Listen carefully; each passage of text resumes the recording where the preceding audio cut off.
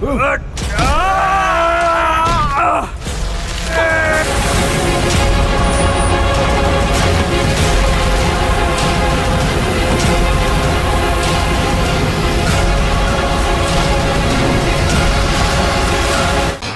जोहार संगवारी हो। आज हम आप लोगों के लिए लेकर आए हैं जबरदस्त वीडियो। तो संगवारी हो, एक नई फिल्म आने वाला है जिसका नाम है राधे श्याम। तो संगवारी हो, ये फिल्म में आप मला एक्शन से भरपूर देखने मिली संगवारी हो।